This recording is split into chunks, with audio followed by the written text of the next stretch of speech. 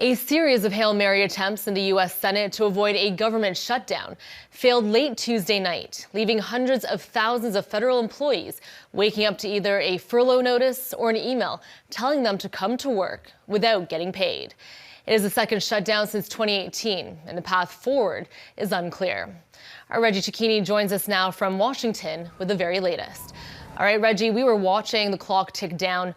What exactly led to all of this?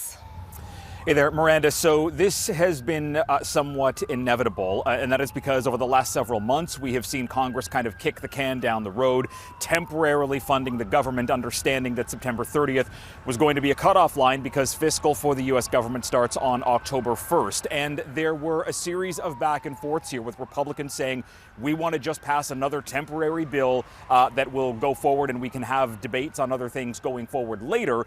Democrats said, no, we want to get a bill going forward that doesn't do things like cut Medicare and Medicaid and doesn't cut funding credits for the Affordable Health Care Act in the United States, which could ultimately impact millions of people. And because neither side was able to come to a compromise, even after several votes in the Senate last night, we are where we are right now with hundreds of thousands of Americans temporarily out of a job. All right, Reggie, so walk us through the potential impact of the shutdown. This must be affecting so many people. Yeah, absolutely. I mean, look, the building behind me, the U.S. Capitol, is functional somewhat because lawmakers are technically still needing to do their work. But in front of me, the U.S. National Mall, most of the museums, the Smithsonian museums, they're impacted by a federal full shutdown. So too are the monuments in Washington, D.C. And while there is a little bit of money, meaning that they could stay open temporarily, maybe a couple of days, these are things that will be impacted. So too could the federal court system. The judiciary says that court fees will allow it to stay open maybe through Monday. And then if this is prolonged, we could end up seeing an issue where court hearings are no longer able to go forward. And that could include things like immigration hearings. Now, there are some things that will stay functional, namely things to protect life and property, like the military, like police services, like federal enforcement. But again, many of these people will be coming in without a paycheck. And the longer this goes on, the more hardship that can put on Americans. Well, Reggie, if this doesn't wrap up quickly, how could it impact things like airports or the border or even the economy?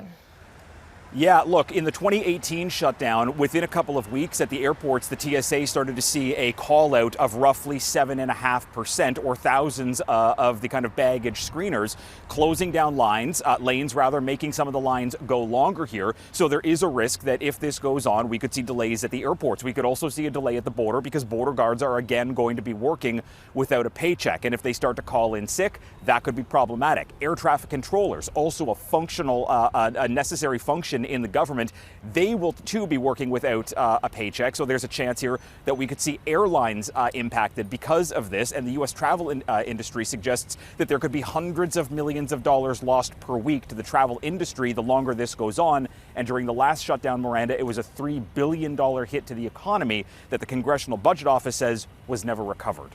All right, and Reggie, there was also a threat that some federal workers could be fired instead of furloughed. Where did that come from? Right. So this was mused by kind of a senior member of the Trump administration. And then Donald Trump in the Oval Office yesterday said that this would be an opportunity maybe for the government to get rid of programs it doesn't want to fund anymore, maybe start to pare down some of the government. And we know that the Office of Management and Budget has told some agencies to start putting together a list of people that may not be needed in the government anymore, possibly people who fall out of line with what the president's priorities are. So while we have a moment here where 750,000-ish people will find themselves furloughed for the duration of this shutdown, there are many hundreds of thousands more that could find themselves simply without a job if the administration tries to move forward with paring back the government even more. And to add on top of that, Miranda, this is also the day that more than 100,000 federal workers were supposed to accept their buyout as well. So that adds to the number of people who are no longer showing up to work, who are putting additional strain on those who do have to show up, even though they're not getting paid. All right, and Reggie, we know that the Republicans are blaming the Democrats are blaming the Republicans. Who will shoulder the blame for this, though? Well, look, polling was done in the run-up to this shutdown, and it suggested that more Americans are going to put the blame on Republicans. Republicans currently control the House, the Senate, and the presidency. And while they do have a bill that passed the House, it went into the Senate. There needed to be Democratic support, and Democrats say that they shouldn't be giving in to simply this kind of Republican push. So the Republicans are likely going to face some kind of political bruise here. The question is, are they able to deflect that? Is the president able to deflect this and turn this into a Democrat problem? But again, the longer this goes on, we are roughly a year out from a midterm. This could have a stinging impact on Republicans if they are the ones who ultimately bear this blame once we head into elections next November. All right, Reggie, thanks so much for the update. We appreciate it.